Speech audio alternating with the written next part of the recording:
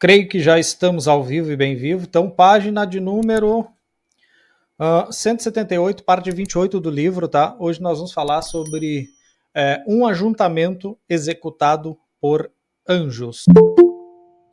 Então, vamos fazer a chamada aqui. Se alguém não puder falar e autorizar a exposição da imagem da voz, tá tranquilo, tá? Só não vai poder participar. Só esse pequeno detalhe, tá? Lauriane, tu autoriza a exposição da imagem da tua voz, caso queira participar conosco, interagindo? Sim. Ok. Igor, autoriza a exposição da imagem da voz? Sim, autorizo. Tá. Irmã Valéria, a senhora autoriza a exposição da imagem da voz? Travou aqui, eu autorizo. Tá, tranquilo, obrigado. Anã Curupi... não, Janaira, a senhora autoriza a exposição da sua imagem, da sua voz? Autorizo, sim, senhor. Alisson, a senhora autoriza a exposição da sua imagem, da sua voz oriunda de Santa Maria? Shalom, autoriza sim. É judeu agora. Cláudio. A Janaína tá de volta, o Alisson tá de volta. Essa gente voltou quando? Essa gente voltou. Boa noite. Ô, Dani. Oi. Autorizo sim, tô aplaudindo essa turma aí. Valeu. Quando que essa gente voltou, povo? Eu não tô sabendo. É aquele negócio, né? A gente tem que pegar pelas orelhas de vez em quando, dar uma apertadinha, mas tá tudo certo. Página de número 178, parte 28, vamos falar sobre um ajuntamento executado por anjos. Antes disso, dica muito importante, se vocês não viram no meu canal, vão lá no meu canal e assistam o vídeo que tem o nome de Diferença entre Arrebatamento e Segunda Vinda, que vai ajudar muito vocês a entender também o que eu vou trabalhar um pouco hoje aqui na exposição. Dito isso, passamos à leitura então do livro. Vamos lá? Mateus 24, 31, o texto sagrado diz o seguinte: Ele enviará os seus anjos com grande canglor de trombeta, os quais reunirão os escolhidos dos quatro ventos, de uma extremidade à outra dos céus. Vimos que a volta de Jesus ao planeta Terra acontecerá conforme ele mesmo disse, abre aspas, sobre as nuvens do céu, fecha aspas, e se manifesta com poder e muita glória. No processo dessa volta, o Senhor Jesus descerá visivelmente do céu e enviará o seu exército angelical a reunir o remanescente judeu crente em Cristo, a fim de livrá-los da ameaça dos exércitos do mundo inteiro, congregados pelo anticristo para um ataque contra Israel e Jerusalém. A passagem de Mateus 24, 31, que agora consideramos, faz uma descrição desse acontecimento.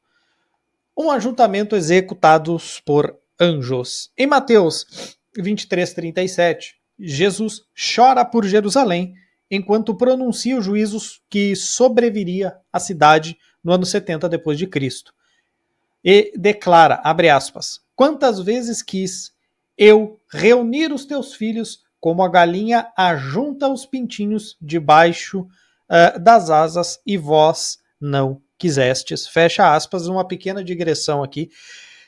Tem muito arminiano que usa esse texto para falar de livre-arbítrio, para dizer que as pessoas têm esse convite e podem, né, a qualquer momento decidir crer ou escolher Jesus ou não. Só que esse texto aqui, gente, Jesus está falando com as autoridades, mostrando que eles não querem ir até Jesus Cristo e não deixam os pintinhos, os pequeninos, que são os judeus, irem até Jesus Cristo naquele momento. Então esse texto ele não foi dado para dizer, tu tem livre-arbítrio, pode escolher a hora que quer Jesus. Não é assim que funciona.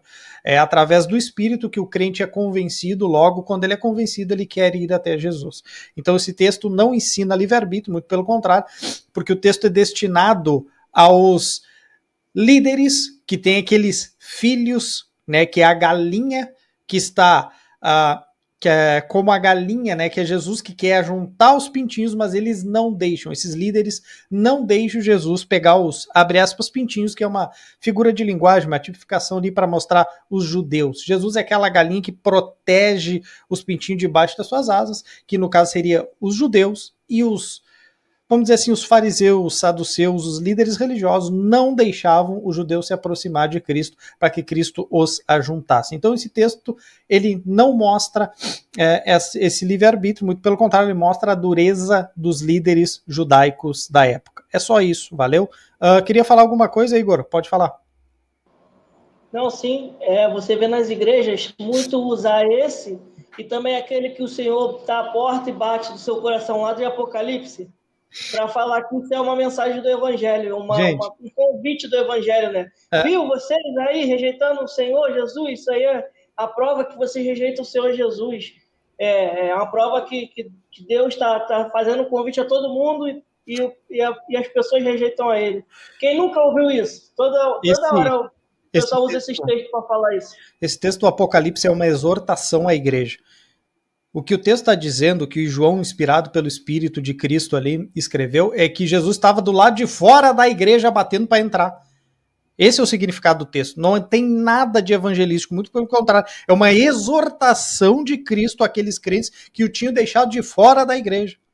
É isso. Exatamente, vai falar isso para arminiano, para tu ver. Mas aí eles vão querer virar o jogo. Não, eu não tenho culpa deles serem burros, é só ler o texto. O texto está lá, o texto é claro, é uma exortação.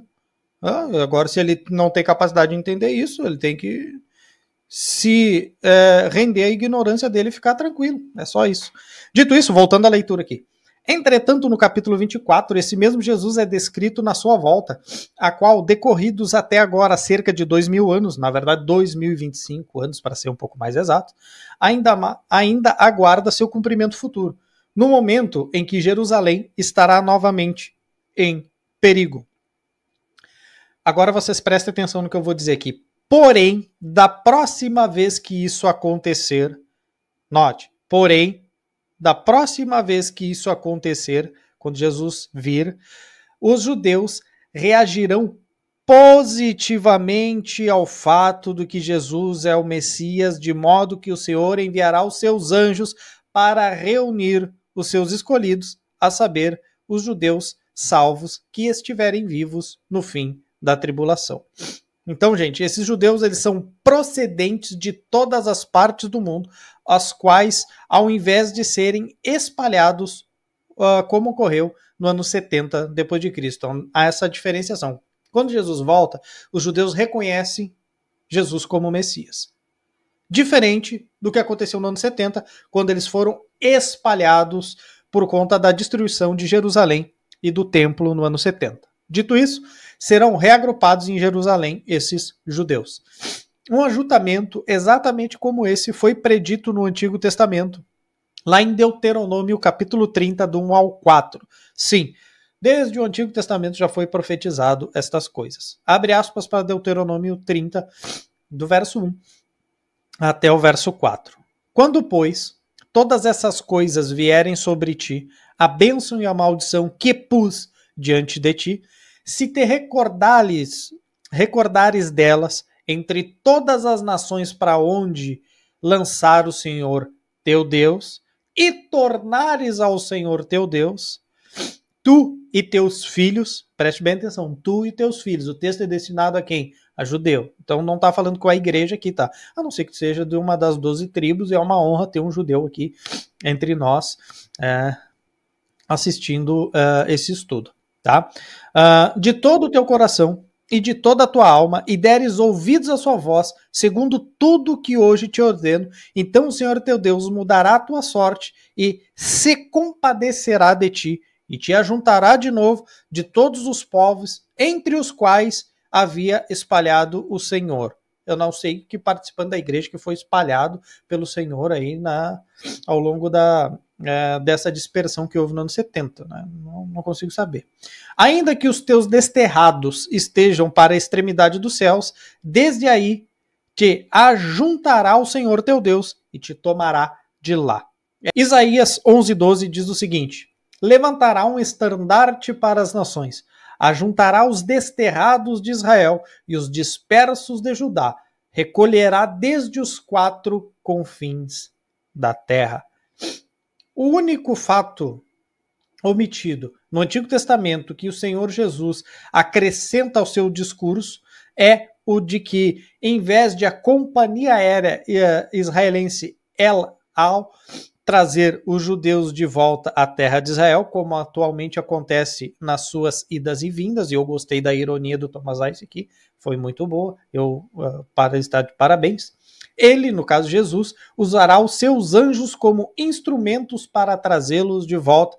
Lembre-se que eu falei do videozinho no início do estudo? Então, o meu vídeo lá no canal mostra, e eu fiz questão de mostrar as gravuras, as figuras dos anjos recolhendo os eleitos no período tribulacional, diferente do que acontece no arrebatamento da igreja, quando ninguém ajunta ninguém aqui nessa terra, a igreja é levada até os céus para encontrar com o Senhor Jesus nos ares. É por isso que o texto de Mateus 24, 25 não fala de arrebatamento, e é por isso que o pós-tribulacionismo cai por terra quando analisado com 1 Tessalonicenses e até 1 Coríntios capítulo 15, que são os textos que falam mais claramente da doutrina do arrebatamento. Dito isso, o texto de Deuteronômio 30, do 1 ao 4, que a gente já leu aqui, revela uma importante promessa da aliança feita pelo Senhor a Israel, seu povo. O texto de Mateus 24, 31 mostra que o Senhor Jesus, o mesmo que fez a promessa registrada em Deuteronômio, há de cumprir na história todas as suas promessas, ainda que isso exija uma solução miraculosa. E para Deus não há impossíveis, a não ser para Deus do pós-milenismo preterista, que é impossível, né, que ele vem e todo olho verá, como disse um certo proponente dessa seita maligna. Dito isso, certamente ninguém contestaria as implicações sobrenaturais do fato de que anjos ajuntarem seres humanos para trazê-los de volta a Israel. Sabemos que Elias foi transladado ao céu sem morrer. O capítulo 2 de 2 Reis relata esse impressionante acontecimento, enfatizando a maneira pela qual Elias foi arrebatado ao céu. Nota de rodapé. Elias foi arrebatado ao céu. Pergunta: o arrebatamento de Elias foi secreto, ninguém viu, ou ele foi visto? Arrebatamento secreto é uma heresia dos pré-tribulacionistas da Assembleia de Deus. Não bastasse ser da Assembleia de Deus arminiana e pentecostal, eles têm que deturpar a doutrina do arrebatamento. E tem uns abobados aqui no Brasil que falam sobre arrebatamento secreto. É só no Brasil que a gente vê essas coisas. Pode falar aí. Não, outro dia o aliancista me falou, vocês acreditam arrebatamento secreto? Eu falei, isso aí ficou popularizado depois que o Elias Soares foi no Vejam Só e falou. Antes, quem usava esse argumento... Aí agora eles estão associando a gente a arrebatamento secreto. Não, é assim, o trabalho da gente é ensinar a doutrina bíblica e refutar os hereges que dizem acreditar nas doutrinas bíblicas que nós seguimos. É difícil. Pode falar, Cláudio. A ideia de arrebatamento secreto, ela nasceu por causa do propósito de uma santidade plena. Uhum. Tanto é que vocês, não sei se vocês já viveram isso, mas eu sou da época da igreja, eu sou bem velhinho, tenho 50 e alguma coisa, em que para nós, pentecostal na época, era pecado dormir de bermuda, viu? Porque Jesus poderia vir a hora em que não penseis, eu acabar ficando. Eu morria de medo de ficar para trás, dormia de camisa e calça comprida de linho. Imagina um calorzinho de 45 graus. Complicado. Complicado. A religiosidade é complicado, gente. É bem difícil. O texto de 2 Reis 2:1 declara que o Senhor estava para tomar Elias ao céu por um redemoinho. Em 2 Reis 2:11, o redemoinho é posteriormente descrito como um carro de fogo com cavalos de fogo. Não há dúvida que se trata de uma aparição da glória de Deus, pois o texto de Hebreus 1:7 declara: ainda quanto aos anjos diz, aquele que a seus anjos faz ventos e a seus ministros labareda de fogo. Se um único homem, no caso Elias, foi arrebatado ao céu por anjos, já que meros seres humanos nunca poderiam ser enviados para cumprir tal missão, por que um grupo de seres humanos não pode ser arrebatado?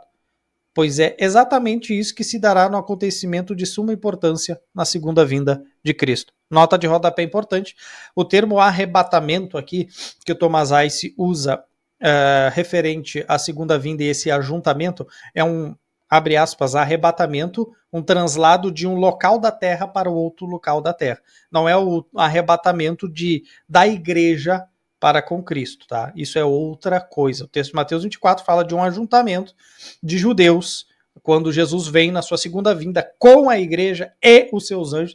Os anjos reúnem os eleitos e trazem até ali Jerusalém, para que Jesus, sentado no trono da sua glória, como diz Mateus capítulo 25, a partir do versículo 31 até o 34 mais ou menos, ele vai fazer a separação de ovelhas e bodes, botará as ovelhas à direita, e diz, bendito, né, benditas de meu Pai, tomai posse do reino que vos foi preparado desde a fundação do mundo, e os que estão à esquerda vão ser tomados para serem jogados no inferno. Então note, arrebatamento ali é só essa movimentação dentro da terra. É nesse contexto que o Dr. Thomas Ice usa esse termo. É porque nesse momento crucial da história, os judeus cumprirão estas exigências de Deuteronômio 32. Tornares ao Senhor teu Deus e teus filhos, e de todo o coração e de toda a tua alma deres ouvidos à sua voz, segundo tudo que hoje te ordeno. Essa mesma exigência também foi feita pelo próprio Senhor Jesus em Mateus 23, 39, para que se cumpra a sua segunda vinda. A passagem bíblica em questão faz pleno sentido quando interpretada de forma futurista e também se encontra em perfeita harmonia com aquilo que o Antigo Testamento prediz sobre Israel, a saber, acerca daquele maravilhoso dia em que os judeus se converterão ao Messias e receberão a tão esperada bênção que lhe foi prometida. O Dr. Arnold Frautenbaum declara o seguinte: no Novo Testamento, o ajuntamento final dos judeus, predito pelos profetas do Antigo Testamento, está resumido nos textos de Mateus 24, 31 e Marcos 13, 27. Nesta última passagem, Jesus afirmou que os anjos atuarão no reagrupamento definitivo dos judeus, trazendo-os de volta à terra de Israel. No que se refere à extensão geográfica, o texto ressalta um reagrupamento de amplitude mundial. Esses dois textos bíblicos são um simples resumo de tudo aquilo que os profetas tinham a dizer sobre o segundo aspecto da restauração final de Israel. A passagem de Mateus se baseia no texto de Isaías 27:12 e a passagem de Marcos se fundamenta no texto de Deuteronômio 34. O seu propósito era esclarecer o fato de que o reagrupamento mundial dos judeus, predito pelos profetas, só se cumprirá depois da segunda vinda. Uma outra nota de rodapé importante. Gente, todas as vezes que vocês virem algum dispensacionalista dizendo que a ida dos judeus agora para a terra de Israel é cumprimento profético, mandem eles ler a Bíblia, tá? Porque isso não é reagrupamento profético. O reagrupamento profético é esse aqui, aonde Jesus vem, os anjos reagrupam a nação de Israel e os levam para Jerusalém de forma milagrosa. Agora o que acontece é uma ida natural. Não tem absolutamente nada de cumprimento profético, nem o reconhecimento de Israel em 1948 também significa cumprimento profético. Não, quando a nação de Israel for restaurada, ela é restaurada no advento da segunda vinda do Messias. Antes disso, não há cumprimento profético. Por quê? Porque existe um hiato profético agora dentro da igreja, da era da igreja, na dispensação da igreja. Cristo, Deus, o Espírito trata hoje única e exclusivamente com a sua igreja. Quando ela for retirada da terra, volta-se o tratamento com a nação de Israel e alguns gentios eleitos também no período tribulacional. O texto de Isaías 27, 12 e 13 ratifica com exatidão o que Frautenbaum declara. Além disso, fica evidente que Jesus tinha o texto de Isaías em mente quando proferiu as palavras registradas em Mateus 24, 31. O profeta Isaías predisse: naquele dia em que o Senhor debulhará o seu cereal desde o Eufrates até o ribeiro do Egito, e vós, ó filhos de Israel. Sereis escolhidos um a um. Naquele dia se tocará uma grande trombeta, e os que andavam perdidos pela terra da Síria, aos que forem desterrados para a terra do Egito, tornarão a vir e adorarão ao Senhor no Monte Santo, em Jerusalém. Essa passagem de Isaías dá ênfase a um reagrupamento do remanescente do povo judeu que não estará na terra de Israel, numa ação de restabelecê-los na sua terra natal. Aí está uma das razões pelas quais o texto de Mateus 24:31 destaca um reagrupamento mundial de judeus salvos em sincronia com a volta de Jesus ao Monte das Oliveiras em Jerusalém. Em outra de suas obras, Frankenbaum reafirma o seguinte: a passagem de Mateus é mais propriamente uma síntese elementar de tudo aquilo que os profetas tinham a dizer acerca do segundo aspecto da restauração final de Israel. Seu propósito era esclarecer o fato de que o reagrupamento mundial dos judeus, predito pelos profetas, só se cumprirá depois da segunda vinda. Não sei se alguém quer fazer algum comentário. A festa das trombetas. O Dr. Reinhard Schroers realizou um excelente trabalho ao reunir evidências e argumentar em prol desse ponto de vista.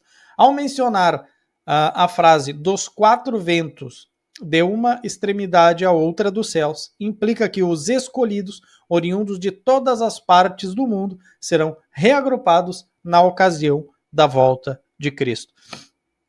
O Dr. Schroers apresenta estas três frentes de argumentação que comprovam o seu ponto de vista.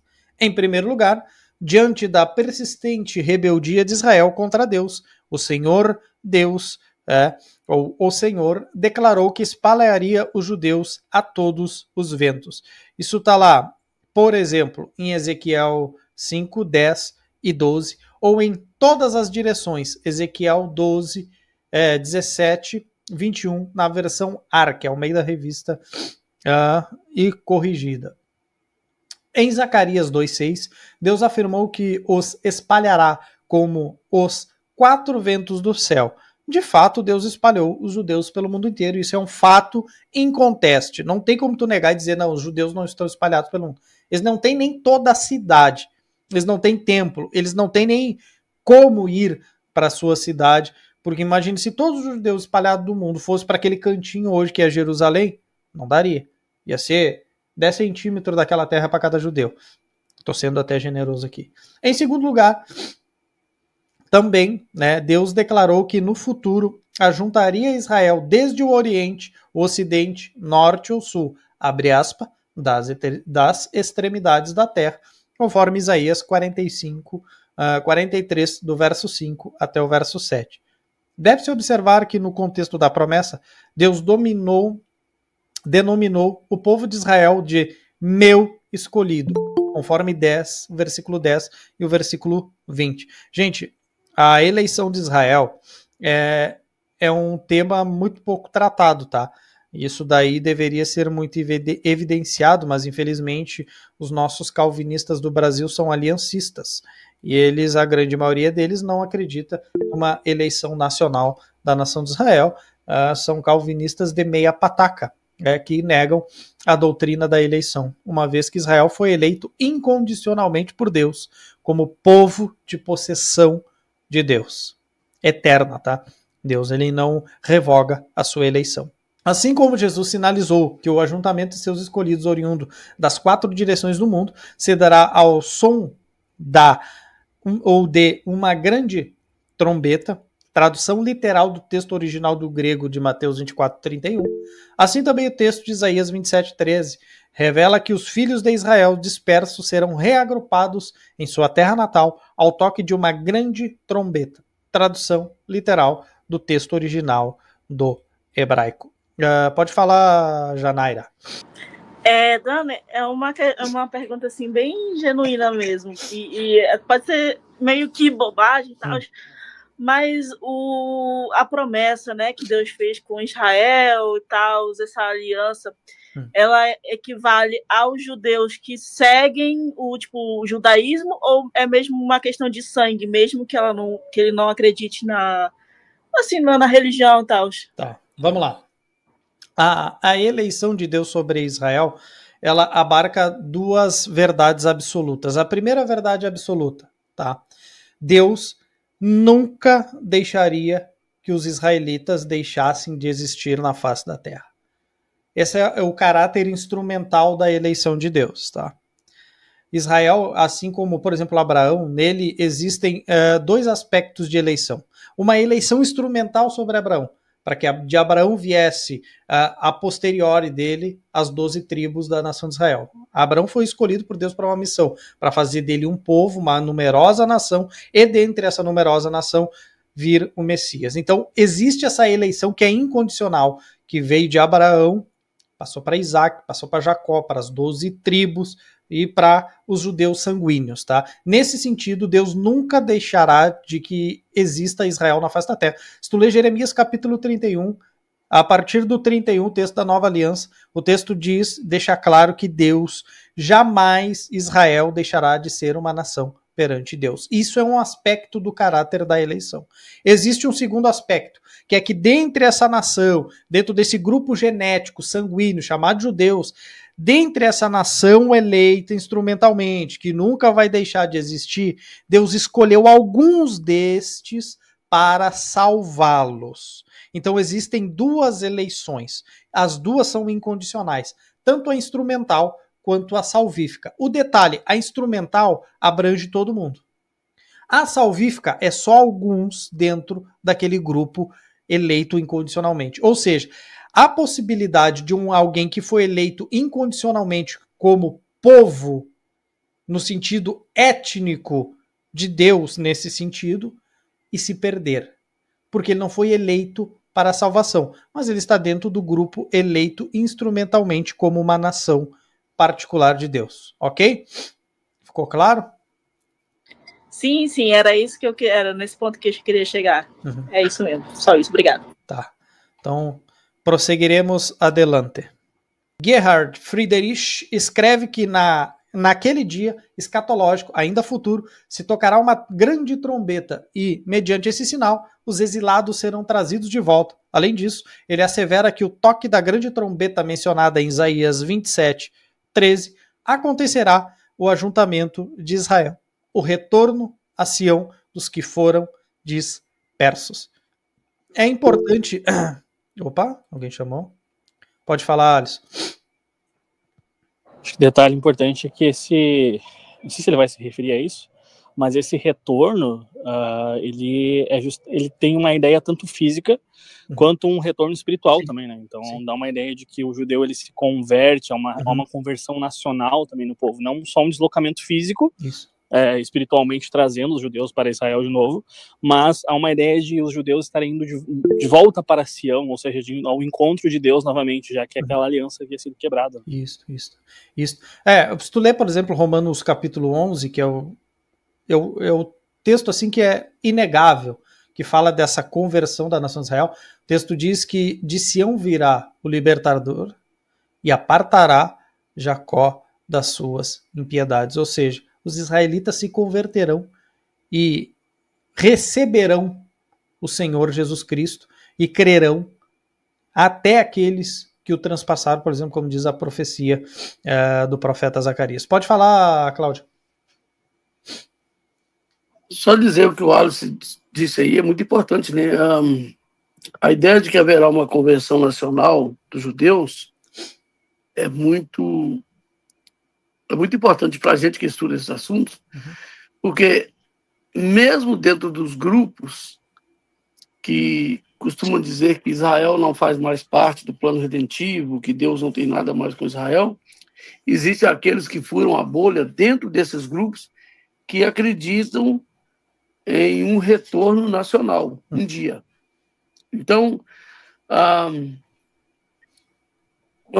quando você cita essas coisas aí, por exemplo, porque na questão dessa eleição instrumental, essa eleição salvífica, aquela coisa toda, a gente precisa também, de vez em quando, debruçar sobre esse assunto e tratar dele um pouco mais de forma exaustiva. Talvez você poderia até trabalhar com isso em um vídeo. Tá aí uma sugestão. Porque as pessoas confundem muito essa questão do instrumental com o salvífico. Eu tenho até um vídeo no meu canal lá onde eu trato sobre a eleição da nação de Israel. Eu trato sobre isso. Foi uma live que eu fiz faz um ano e pouco, 2 anos atrás, mais ou menos. Vamos lá, que já está acabando nosso tempo, temos que correr para a leitura. Vamos lá. Embora o texto de Isaías, capítulo 11, do verso 11 até o versículo 12, não se refira a uma grande trombeta, a passagem mantém uma relação de paralelismo com o texto de Isaías 27:13, por referir-se ao mesmo reagrupamento de Israel. O contexto dessa passagem apresenta indícios de que quando o Messias, entenda-se, a raiz de Jessé, conforme versículo 1 e o versículo 10, voltar para reinar e transformar o mundo em um estandarte, uma bandeira ou uma flâmula, ele juntará o disperso remanescente de seu povo desde os 4 confins da terra. A descrição feita por Jesus em Mateus 24 e Marcos 13 é a de um reagrupamento judaico que Deus cumprirá os aspectos proféticos das festas das trombetas em favor da nação de Israel. Na realidade, até hoje é uma oração registrada por Jewish Daily Prayer Book, ou o livro de orações diárias dos judeus pelo ajuntamento dos filhos de Israel. Agora, os escolhidos. Em Mateus 24:31, o termo escolhidos, e não é o The Chosen, diz respeito a indivíduos do povo judeu que virão a crer em Jesus, reconhecendo-o como Messias de Israel. Na época em que se der o segundo advento de Cristo, as 2 referências anteriores feitas ao termo escolhidos, no capítulo 24 de Mateus, versículo 22 e 24, também diz respeito a indivíduos judeus que virão a crer em Jesus na qualidade de Messias prometido a Israel. Para dizer a verdade, é exatamente o que se consta no texto de Daniel 12, versículo 1, na passagem cujo o contexto se refere ao mesmo período da tribulação vindoura, conforme se lê. Nesse tempo se levantará Miguel, o grande príncipe, o defensor dos filhos do teu povo, e haverá tempo de angústia, a qual nunca houve, desde que houve nação até aquele tempo. Mas naquele tempo será salvo o teu povo e todo aquele que for achado inscrito no teu livro. E eu vou ler de novo isso aqui. Será salvo o teu povo, referência à nação de Israel, e todo aquele que for achado inscrito no livro, uma referência à eleição incondicional para a salvação dentro daquele povo que foi eleito e instrumentalmente, também incondicionalmente. Tá? Dito isso, esse trecho da profecia de Daniel utiliza a expressão todo aquele que for achado inscrito no livro, para se referir a indivíduos judeus que crerão em Jesus durante o período da tribulação, que é o período de tempo a qual o contexto dessa passagem alude. Abre aspas, você calvinista que é desafiado a trazer alguns versículos que Deus escolhe algumas pessoas individualmente, porque existem arminianos que falam de eleição somente coletiva, está aí o texto. O texto diz todo aquele que for achado inscrito no teu livro. Pergunta, livro de quem e quem escreveu? E é individual, tá? É o nome. O nome, todo aquele é individual, tá? Basta ser alfabetizado português de primeiro grau ali, ensino fundamental, né? Aquele é singular, não é coletivo. Dito isso, Cristo, que evidentemente tinha esse texto de Daniel em mente, abrevia a expressão todo aquele que for achado inscrito no livro, pelo designativo, os escolhidos. Dessa forma, a expressão escolhidos é uma maneira de designar uma pessoa, no contexto em questão, um judeu, que segundo a presciência do Senhor, que é determinativa, um acrescentar aí que eu posso trazer para o Dr. Tomás Reis, virá depositar sua fé em Jesus Cristo. Pelo contexto, fica evidente que o termo não se refere a qualquer pessoa que venha a crer em Cristo durante a tribulação, mas exclusivamente a indivíduos do povo judeu.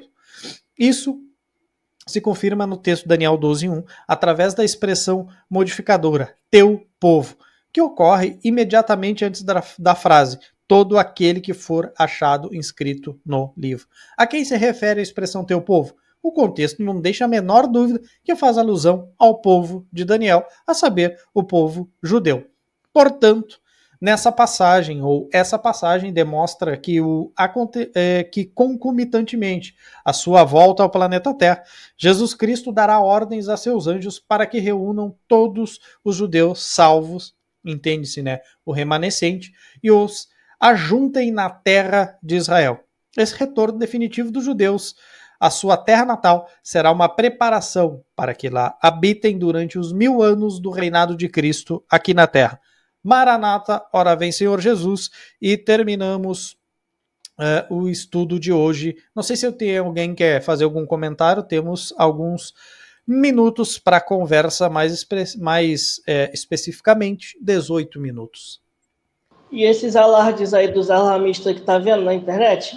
Agora o próximo Papa é o Anticristo. Agora começou a manipulação. Eu tenho certeza que o Igor acredita nisso. Eu não duvido, né, cara? O Igor, vindo do movimento pentecostal, né? Não, eu ia perguntar exatamente isso para ele, entendeu? Eu acho que isso aí é um sinal de que ele tá no caminho certo, né? Com certeza. Tá no caminho certo. Acho que é porque eles têm na mente, assim, uma coisa de um líder político mundial, né? Que, no caso, realmente até o Papa tem esse poder entre aspas, né? Mundialmente de liderança. As mídias estão por trás deles, atrás deles sempre. Ainda mais esse liberal aí, desse Papa Francisco aí, esse liberal aí que gostava de defender uma afetividade. Não, mas olha só. É que o povo não conhece as profecias concernente à questão do anticristo e o reino. O anticristo surge num contexto de 10 nações. Existe uma ordem mundial, vamos dizer assim, de 10 nações. E dentre essas 10 nações, ele cresce no meio dessas 10 nações, ele derruba 3 e se torna o líder. Então o anticristo, ele é alguém que vai estar no meio de 10 nações. A pergunta que nós temos que fazer para esses mongolão é assim: quais são as 10 nações que governam o mundo hoje? Aonde que existe essa confederação de nações mandando no mundo hoje? Já surgiu essas 10 nações? Como é que o anticristo vai surgir antes daquilo que vai fazer ele surgir como uma potência? Eles colocam a carroça na frente dos boi. É difícil lidar com os crentelhos evangélicos do Brasil. Porque eles querem falar... Simbólico. É simbólico. A inteligência deles também é extremamente simbólica. É quase um carro alegórico do carnaval. Né? Então não tem fundamento, gente. O anticristo, ele vai surgir dentro de uma confederação de 10 nações. Ele não vai ser o Papa. O Papa manda em 10 nações. Ele derrubou 3 nações, hein? É difícil, cara. Olha, é muito complicado lidar. Eles querem um alarme para poder falar assim, começou a tribulação. Eles querem um alarme. Tem que espiritualizar, vocês é que não são espirituais. Sim, claro, Gente, assim, ó, todo escatomaníaco, não dei ouvido para esse povo. Ó, eu vou dar uma dica muito importante para vocês. Todos aqueles que disserem o seguinte: o anticristo tá próximo de vir, é fulano de tal. Negue os ensinos dessa pessoa de imediato. Debate pronto assim, nega. Sabe por quê? A igreja, eu vou dar outra dica para vocês. A igreja será arrebatada sem conhecer o anticristo. Ficou claro? A igreja não o conhecerá como anticristo. Ele pode estar vivo, pode estar vivendo aí, mas a igreja nem saberá o nome deste cidadão. Vocês precisam largar de mão essa besteira aí desse movimento pentecostal alarmista que existe no Brasil, que se diz dispensacionalista. Isso é heresia satânica, isso aí. O povo fica alarmando, destruindo a vida espiritual das pessoas com esse alarde, fazendo terrorismo na cabeça das pessoas. Pode falar, Cláudio. O problema é que quem diz que o anticristo já está agindo e que está aprontando mesmo e afirma veementemente são reformados. A grande maioria. Mas tem... São reformados. Olha só, quando eu vejo os nossos irmãos pentecostais falando dessas coisas, eu não me preocupo tanto, porque eu sei que está falando na ignorância total. Não há conhecimento, não é coisa de levar a sério. Está me entendendo? Se você está estudando escatologia ou apresentando escatologia numa igreja, e um tal de Elias Soares chega e dá um pitaco, você tem duas coisas que você tem que fazer. Ou mandar sair, ou falar mais alto que ele para não ouvir a voz dele. E pronto. Não tem que esperar o Elias Soares colocar o ponto de vista dele para ver se o ponto de vista dele está certo ou está errado. Por exemplo, eu estou na igreja, trabalho com a Cristo em Voz. Me chega um crente falando, Senhor, Deus me mostrou em sonho isso, aquilo, aquilo outro. Eu não tenho que sentar com um cara para ouvir o sonho dele. Eu só tenho que falar com ele. Não acredito, vai embora, tchau, acabou. Você não pode ficar batendo palma para maluco dançar, tá entendendo? Então, esse é o problema na questão da escatologia em si. No caso dessas pessoas que ficam dizendo que é o Papa, que é fulano, que é ciclano, eles conhecem o tal do anticristo da mesma forma que você conhece o Donald Trump ou o Obama e tal. Você ouviu falar. Entendeu? Então, igual eu também conheço. Não tem que perder tempo. De boa, não tem que perder tempo. Entendeu? Sim. A minha preocupação é sempre alertar as pessoas, porque, cara, quando eu fiquei indignado com a morte do Papa, porque eu sabia que ia acontecer esse tipo de coisa. Morreu o Francisco, né, o nome do Papa. Morreu o Francisco lá. Eu sabia que ia dar. Porque esse é o 7º Papa, o 8º rei. Meu Deus do céu, meu Deus, cara. Os caras gravaram vídeo até de cabeça para baixo falando desse assunto. É triste, cara. Pode falar, Cláudio. Então, o que não pode esquecer é o seguinte, que o sinal da vinda de Cristo é a própria vinda. Pronto. Esse é o primeiro foco dos cristãos. Qual é o sinal da vinda de Cristo? São as guerras, rumores de guerras e tal. Jesus disse, não é o fim. Não perturbeis com isso. O sinal da vinda de Cristo é a própria vinda. Nesse caso, quando, por exemplo, esse Papa é o anticristo. Pô, já passaram 200 e burdoada, parece quase 270 papas na história, se não me engano. Então, não seria esse babaca argentino? Tipo assim, a boa notícia é que é mesmo um torcedor para a Argentina. Do San Lorenzo. Essa é a boa notícia. A segunda boa notícia é que não precisa esperar que ele é o anticristo, porque ele é analfabeto de pai e mãe. Então, tipo assim, gente, é muito fácil. Os cristãos não têm que se alarmar com essas coisas, entendeu? Claro, você está fazendo seu papel em avisar, em ensinar e tal. Concordo. O pessoal se alarda demais por besteira na internet e os caras ganham dinheiro em cima desses caras fazendo vídeo e vendendo curso deles. Bom, esses tempos eu vi, cara, eu não vou dizer o nome por ética, né, mas eu vi um cara que muito famoso aí, tá, que começa com L o nome dele, tá, e o sobrenome é com P, vendendo curso sobre escatologia, só falando de alarmismo, só. Cara, é triste, cara, triste.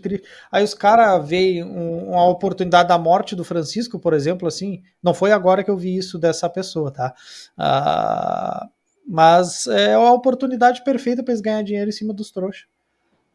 Cara, se eles tirassem esse tempo que eles têm de ficar fazendo isso para estudar as Sagradas Escrituras, eles não falavam tanta besteira igual fala. É bem por aí. Falava menos pelo menos, né? Bem por aí. Então era isso, gurizada. Alguém mais quer comentar alguma coisa? Eu quero comentar o seguinte. Eu estou para comprar um material sobre escatologia islâmica. Eu sei que é uma porcaria, não serviria nem para calçar mesa, entendeu? Mas justamente porque eu já aprendi, eu tenho ouvido alguns bons pastores aqui que falam sobre isso. Tem um pastor chamado David Wood, o nome dele. Esse pastor, ele não escreveu livros e tal, não. Ele é um combatente mesmo contra o Islã e ele mostra coisas muito interessantes. Por exemplo, o salvador do Islã é um tal de El Mahdi. A bandeira do Islã, ela é negra, como a do ISIS. Lembra do ISIS, que a Hillary Clinton criou deixando material para trás, o Biden também criou uns outros grupos aí que estão atacando agora, que são os Houthis, que atacam Israel esses dias. O Cristo, ou o Redentor do Islã, o Messias do Islã, ele é o anticristo da Bíblia. Sim. Do Apocalipse. Enquanto que o anticristo do Islã é o Cristo da Bíblia. Ela é uma escatologia totalmente reversa. Totalmente reversa. Então, vou ver se eu consigo pegar um material sobre isso e comentar. Porque, para mim, o Wallace até já deu o pitaco dele, que o anticristo virá dos muçulmanos. Eu tenho quase 150% de certeza que virá de lá. Eu tenho certeza absoluta pelo texto de Daniel. O texto de Daniel é claro. Porque o texto não diz que o anticristo, a Bíblia fala de anticristo e fala bastante de anticristos. Sim. Ou seja, que se opõem a Cristo. Isso. Mas quando fala do anticristo, com esse artigo definido, o anticristo, esse anticristo, ele quer se pôr no lugar de Cristo. Então, nenhuma religião é tão oposta a Cristo para querer se colocar no lugar de Cristo. Elas podem até discordar do Cristo, mas ainda tem ele como alguém. Mas o Islã, não. O Islã se opõe por completo. A não ser que queira bajular você para tentar te levar para o grupo deles. Sim. Mas eles realmente se opõem. Tem uma curiosidade também muito interessante. A religião islã, ela não acredita que Deus pode gerar ou gerou o seu filho, no caso Cristo. É uma blasfêmia para o Islã, ao ponto de que no próprio Corão, no Alcorão, como vocês conhecem aí, eles mandam matar quem disser que é filho de Deus, porque Deus, no Alcorão está escrito assim: Deus não gera e não foi gerado. Então é impossível que Deus tenha tido um filho, como a gente diz que Cristo é filho de Deus, que foi gerado eternamente, tudo mais. E a pena para quem der testemunho de que Deus teve um filho é ser decapitado. E é curioso que o texto do Apocalipse vai trabalhar e vai dizer que vi a alma dos decapitados por causa do testemunho do Evangelho. Muita coincidência o Islã fazer isso. E o texto do Apocalipse narra daqueles que foram mortos, aquela grande multidão que veio do período da tribulação, que foi morta, decapitada pelo testemunho de Cristo. Inclusive, o último profeta do Islã, ele vai fazer a última guerra santa, então ele vai fazer guerras para que...